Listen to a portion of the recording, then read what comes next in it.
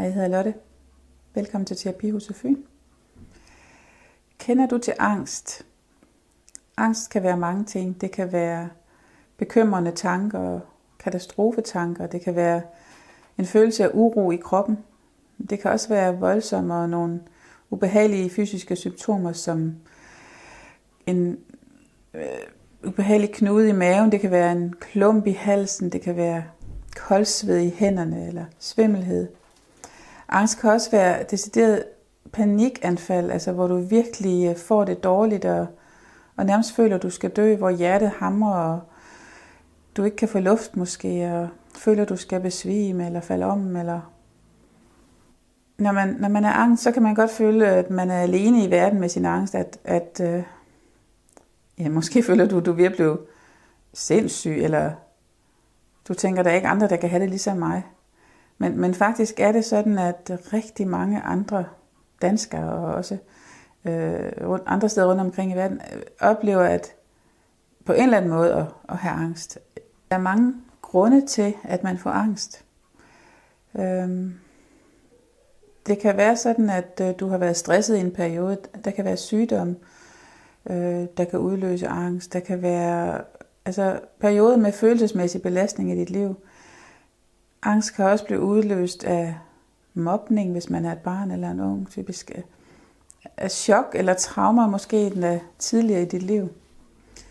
Alle de her ubehagelige symptomer, som angsten giver, de stammer fra nogle processer i din hjerne, som egentlig er beregnet til at sikre din overlevelse.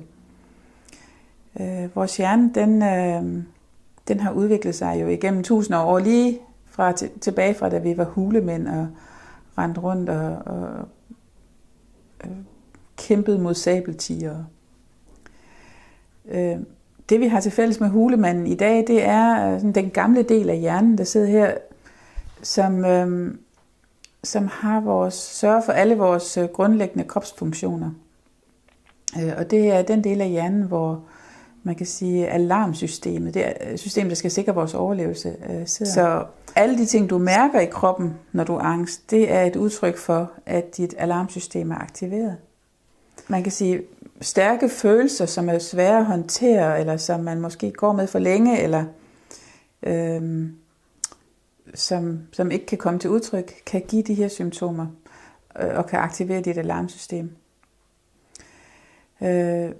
Det alarmsystem, det er jo beregnet til, at hvis du bliver udsat for noget farligt, så skal du kunne løbe din vej, du skal kunne kæmpe eller spille død, sådan at du ikke bliver et af den her sabeltiger. Der er jo ikke nogen sabeltiger i dag, og det kan også godt være, at der faktisk ikke er noget i dit liv, der er farligt. Men når alarmsystemet først er ligesom blevet overaktiveret, så kan det være rigtig svært at lukke ned for, og det kan også være meget følsomt, så når du oplever noget, som overhovedet egentlig ikke er farligt, så kan det sætte i gang, fordi det på en eller anden måde relaterer til noget, som du tidligere har oplevet som farligt. Her i Terapihuset Fyn, der arbejder vi direkte med hjernen. Der er mange gode måder at arbejde med det her alarmsystem på og hjælpe det til at falde til ro igen. Men den måde, vi arbejder med det her i Terapihuset Fyn, det er ved hjælp af neurofeedback. Og neurofeedback, det er hjernetræning. Det er sådan, at det her alarmsystem, der sidder i den del af hjernen, der styrer alle de her basale kropsfunktioner, den er modtagelig for træning for at blive stimuleret til at arbejde mere roligt. Og det er noget af det, vi kan her.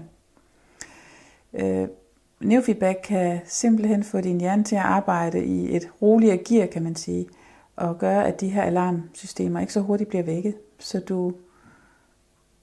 du kommer til at mærke mindre angst og få mere ro i dit liv.